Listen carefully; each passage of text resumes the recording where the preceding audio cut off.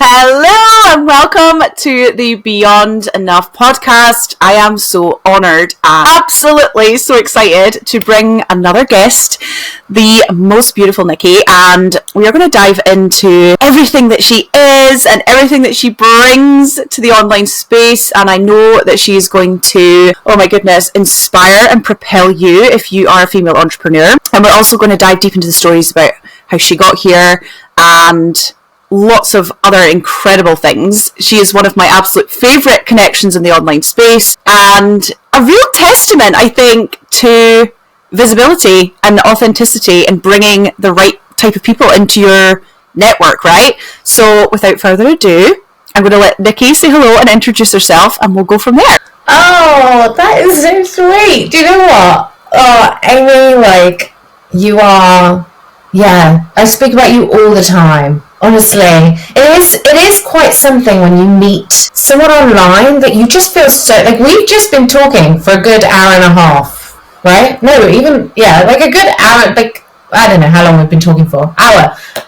And I just think it's just wonderful, you're such a wonderful person in this space, and I'm just grateful. I'm so grateful that we connected. I don't know how long ago, but we connected, and it's just wonderful. Thank you for having me. You're so welcome. And I second that. I absolutely love that we connected, and it was such an organic, gorgeous... This is the thing that I think I really encourage other female entrepreneurs to think about, is that actually when you can find that confidence to be yourself and to genuinely connect with people, the women that you bring into your life, oh my goodness... It is so easy and it is so authentic just by nature. And so, thank you. I feel like you've given me a little, pump me up. I'm on a high this morning anyway. Yeah. We've got that Monday morning energy going on over here. We're here for it. And like you say, we've been already talking for an hour. So it is just so gorgeous to have you here. I would love you to tell us a little bit about Modern Lunch Club. That sounded like I said lunch. I mean lunch. And tell me a little bit about that and how you got started, I guess. Okay, so right. The Modern Launch Club basically is where I help entrepreneurs at all different stages to build, grow, launch their business and scale up. So my expertise is in live launching. And I think that sort of is really quite parallel to my experience as a performer. So, little bit of a backstory. From the age of 4, I have been a performer, and I have lived and worked in the States as a performer, and up until I moved back to the UK, and then COVID hit, and we were thrusted into this unknown, and all of my performance work just dried up overnight, literally.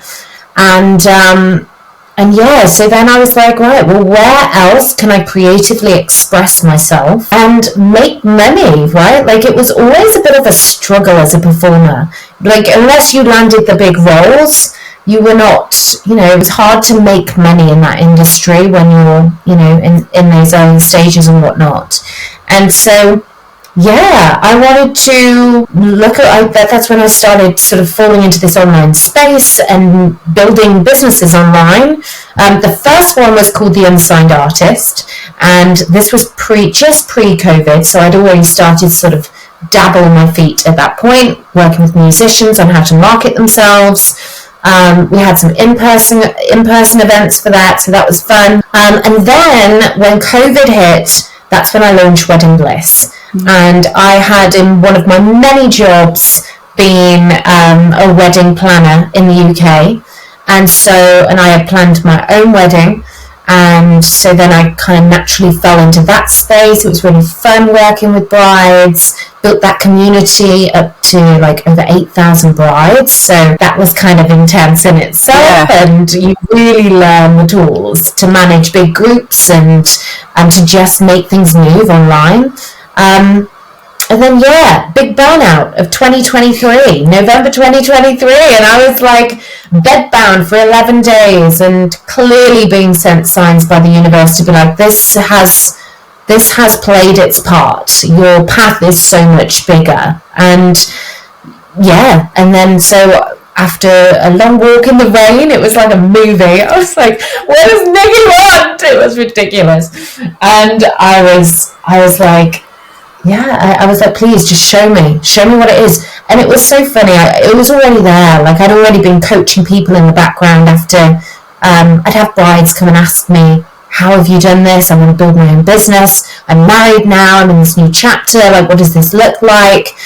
And so I was already coaching in the background. And so then what happened was, January of 2024, the Modern Launch Club was born, and we had this wild first year, and we're now in year 2, and it's been a fabulous roller coaster. And I think we've spoken about it before. It's this like, until you have the experience of running a business and getting back in the driver's seat when you fall apart, we ride the dragon, ride the entrepreneurial dragon. And it's just this like tug of war of when you feel like you want to burn your business down, and then the next day you're fine. And sometimes it's to do with your cycle and all of this fun stuff. But until you've gone through that and experienced it many, many times, that's when you know, these feelings are temporary, and I'm going to be super excited about my business again soon. But it is sort of a lot of my job is pulling clients off ledges. Yes! Right? Like, it's funny. I love that. So true. It's so true. And although we are different, we have similar, I guess, threads in our coaching and our businesses.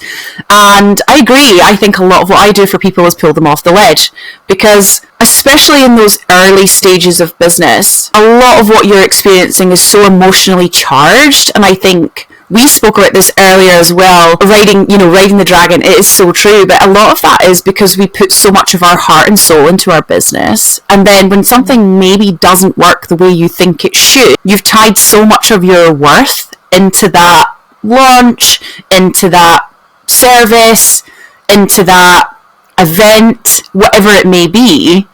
And if you don't get the results, suddenly you're like, okay, I failed. I'm burning it to the ground. I'm never ever, I'm going to go work in Sainsbury's. That's always my thing. I'm going to go work in Sainsbury's. So what would you... I'm so unemployable at this stage. But anyway, what's your biggest takeaway from your experience, and I guess from the clients as well that you coach? What do you think is the best or a good tool to use in those moments where you are experiencing that real, okay, I'm on this dragon, I'm on this ride, I feel like I'm going to burn everything to the ground? What do you think is that thing for you that helps pull you back to, I guess, regulation? Right? That's such a good question. Because when you're in it, it takes so much awareness and growth with mindset to know you're in it, right? Because you're just feeling the feels, and it's like, feels very real, even though actually it's not. I think that's it, right? It's like the knowing that it's not actually real. And it's so interesting to me. I mean, how do I pull myself off a ledge? It's so easy to pull everyone else off ledges, because we were talking about it earlier, like being so close to the board. I remember that being such a good piece of advice for me in my early stages. You're like, I'm burning out in the beginning, like, oh my gosh, I'm doing all the things and I'm working till 3 in the morning and I've got, and then no one bought. And then it's like, oh good God, I'm like, what's happening? I'm so poorly.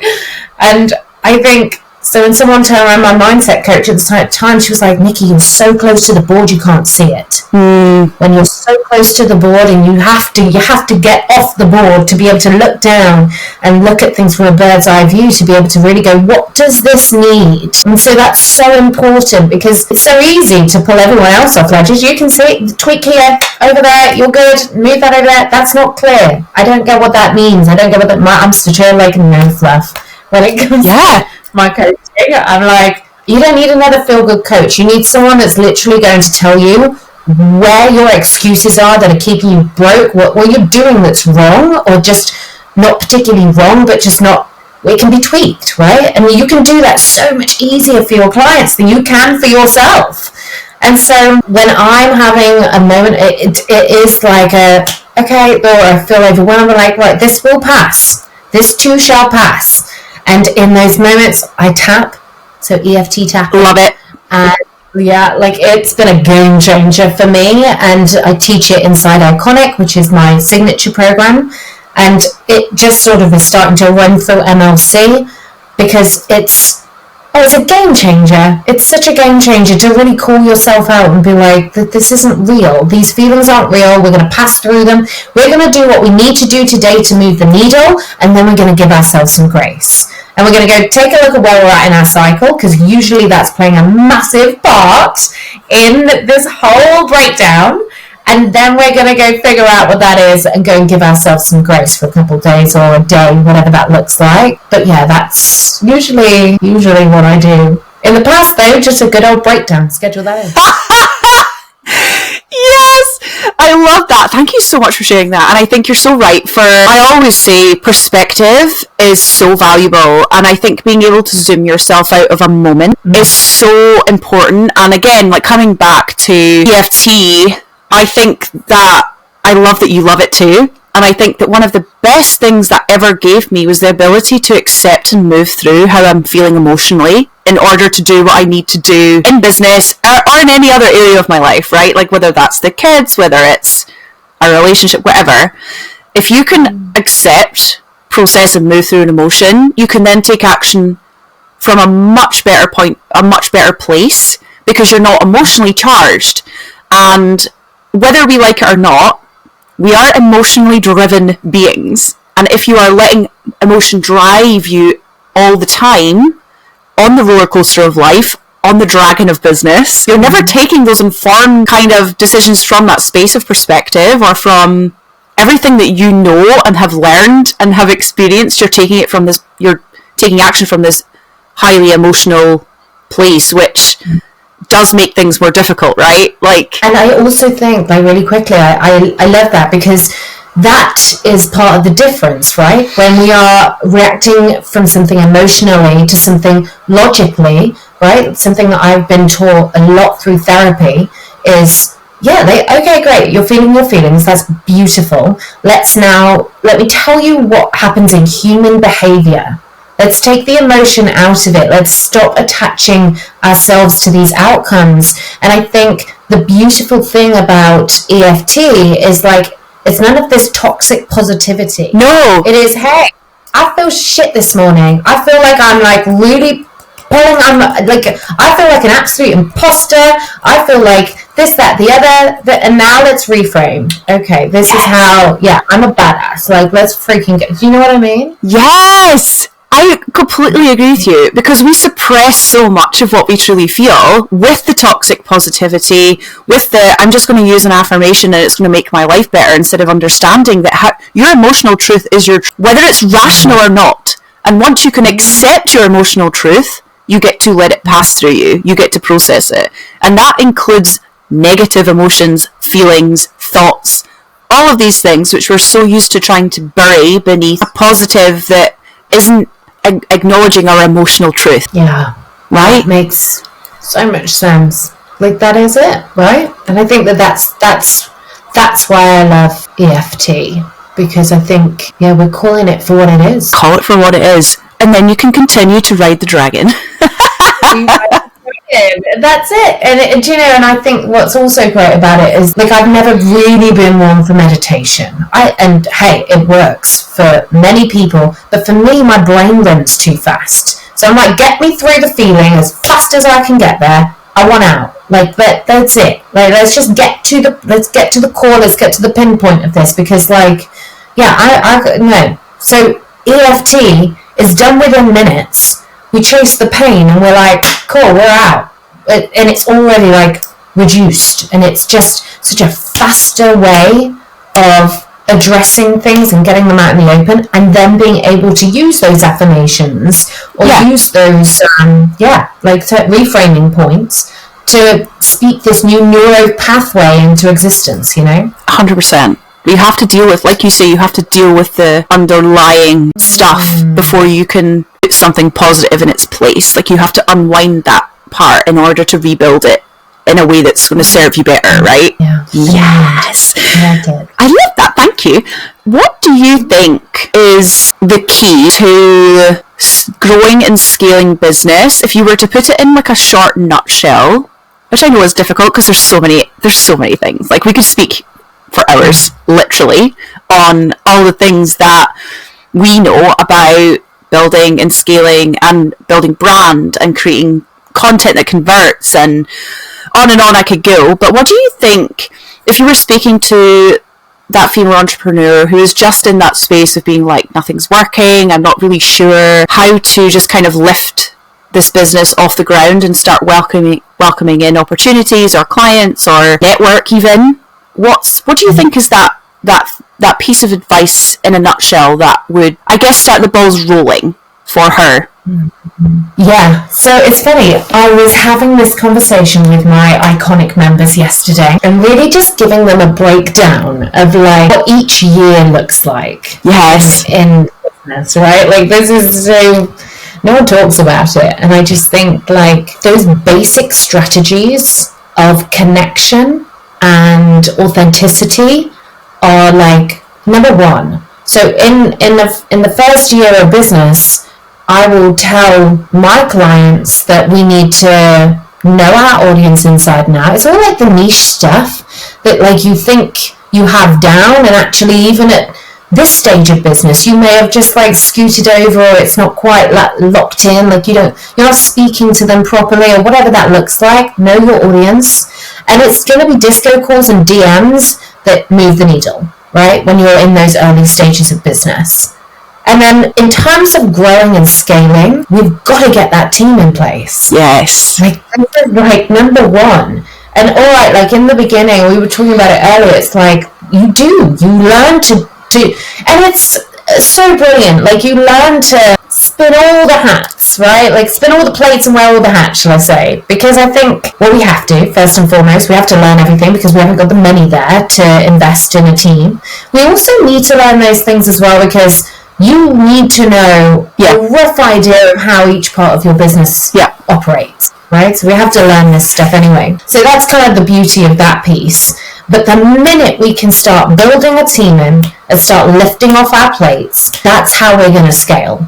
Because you can't scale without a team and all the systems and the processes in place. The back end of it, like we were talking about earlier, that's got to be in place for us to be able to take and hold more people in that space. And without that, like I literally said to them yesterday, start building a pot of money for a VA, because that needs to be in place. Like, we have to really understand how to bring new people into our world and what that looks like. And so that would be my advice to someone coming into the industry and wanting to just get the ball rolling into scaling up. The key to that is the team, the support, right? And I love that you've brought that up, and I know we've spoken about it before, but I know that when you come in and you start, and usually we're all really excited at the beginning, and we're like, this is our ticket to freedom, and this is going to bring me so much more money than I can earn in an hourly rate somewhere else, and this is going to be the thing where I finally feel like I'm successful, that I belong. And then sometimes it falls a bit flat and we lose that excitement and passion around it. But I love the fact that you've brought up, we do need support, we do need people around us who have walked that path before, and also are going to help fill our blind spots and help fill those cups where we're not quite so good. Because I'm so good at so many things, there are other skills that I either don't want to, or I'm not the best at. They're out with my zone of genius. And actually, if you can get to the point where you really assess your business and say, where do I need this support and can I invest in it? And I think we were talking earlier about there's sometimes a lot of resistance as an entrepreneur to invest more, especially when you're maybe not bringing in the income that you want. But actually, to move forward, sometimes we need to make an investment, whether that's in a VA, whether it's in a course, whether it's in a graphic designer. Yeah, exactly. So sometimes that hesitance to, I guess, admit that we're not perfect in every area is actually blocking us from bringing in experts, right? Like, this is such a thing as well, like, and I just sort of explained this to you earlier, but like, so I have something very exciting brewing in the wings, and I am working with one of my really good friends on it, and I remember saying to her, like, oh, I'm getting all the twinges about handing over the content for MLC to sit under the umbrella of MLC's branding to someone else. Like, it's not that it's her, it's just anybody else. Yeah. Got some things around it, you know, because that's your baby, right? That's your baby. And yeah, and then all of a sudden, like, she's kicking out content better than I am. And I'm like, whoa, okay, this is such an expansion opportunity for me because, okay, we do need to be hiring a team that can do better than we do. That is the goal, right? That we can grow a team of, like, A-listers. A-listers, right? And I just think... yeah, I think it's really, really important. And I forgot what you said at the beginning of that. But it is. I remember hearing somewhere, I can't remember, honestly, I listen to so many podcasts and I read so much myself that I forget sometimes where I've heard and, you know, learned things from. But I remember hearing someone speak about, you know, if I'm hiring a team, so look at in a traditional business, like out with the realms of kind of online business, but it holds true. If you're hiring a team, and I was also in HR for a long time, right? So like recruitment was a big thing. You are hiring people who do not have the same skills as you. You're hiring people who have expertise in other areas. And we're doing that because we don't need to prove a point by being an expert in everything. We need to surround ourselves with people who are filling and plugging the gaps. And I think in the online space, it's really easy to say, well, you know, content is free, so I'm just going to grow it that way, or I'm just going to build out my own back end, for example, because I can do that for less money. And in actual fact, sometimes we have to make that decision of, well, what's actually I could sit here for another 6 months and not move the needle in my business, or I could actually find a way to get support in these areas and bring myself so much more in terms of growth with the right support. And that doesn't mean that you're not good at what you do. It means that you want to focus your energy on the thing that you're actually really good at, and if you double down on what you're good at and let someone else take on the stuff you're not so good at, that is expansion, that is growth. Yeah, and also, like, that's really kind of goes back to something you were talking about earlier about being so emotionally attached to your business and your worth is all wrapped in it, whereas actually we have, as a society, gotten really good at wearing hard work like a trophy. And when we can detach from that piece and be like, oh, okay, yeah, all right, this isn't like what there's no shame in support. And you know, whether that be in this is another thing that I want to whether that support comes, like, nobody bats an eyelid at building in support for your business, but they will bat an eyelid at you having a cleaner or a chef. Oh my goodness. And I'm like, no, honey, no. Like, the house is a full-time job in itself. Let's bring some freaking support in over here as well, so I can show up over here and really play the game the way I want to play it. It's support in every aspect of building your business and scaling it up. It's not just support in your team. Let's get it in the house as well, right? 1,000,000,000%. 1,000,000,000%. We could talk for hours on the societal pressure on women in every area to be everything for everyone and to be perfect in every sense. And I think I see it, a lovely shift in people craving more, deeper connection, authentic, not just content, but conversation and depth. And when we start to unpick these unrealistic expectations of doing it all the time and understand that we are one person and that we, lots of people have lots of really great skills, but if you can double down on what you're good at and let other people support you, you can do more of what you're good at and not just push your business forward, but also have more time to do all the things that you want to do out with business. And I think that is so important. My coach voice noted, I think it was yesterday, and she was talking about how she had a bath at like 11 o'clock on a Friday morning, a daytime bath, and how she was led to believe from a young age that the only people that did that were people who were lazy or had no purpose in life and didn't work. And I, as someone who takes a lot of regular daytime baths, was like, again, it comes back to that whole thing of like, if you're not in hustle and grind from 9 to 5 every day, you're not doing it right. You're lazy, you're this, you're that.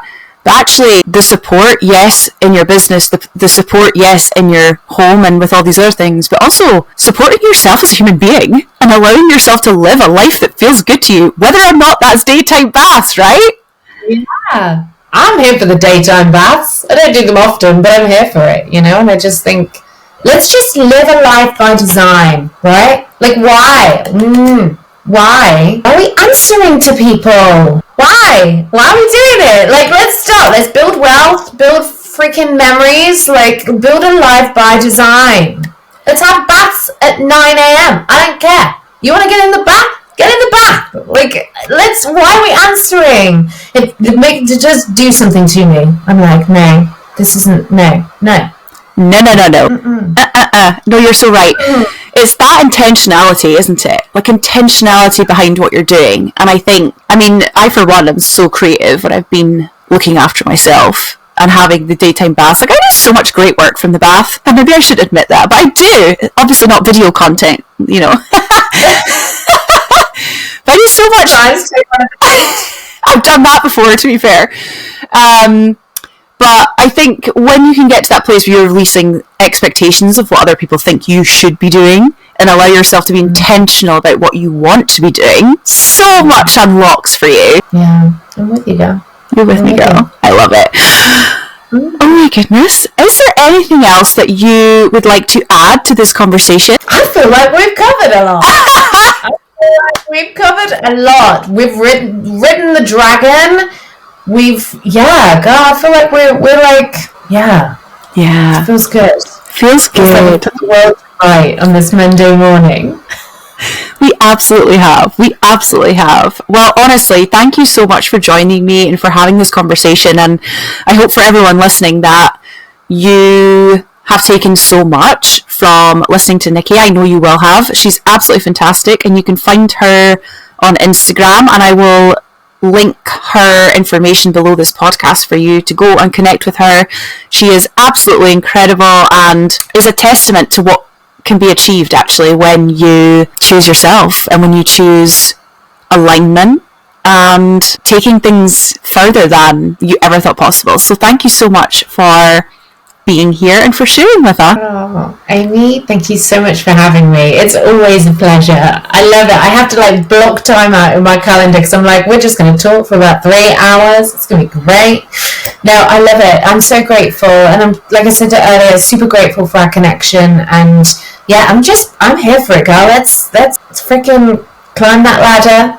Let's make moves this year. 2025, honey, and beyond. Let's go. Absolutely. And yeah, continue to ride the dragon. I think that's the overriding theme of today's episode. Yes, keep going. No, it's temporary. The pitfalls are temporary. Exactly. Thank you so much, my love, and I'll speak to you soon.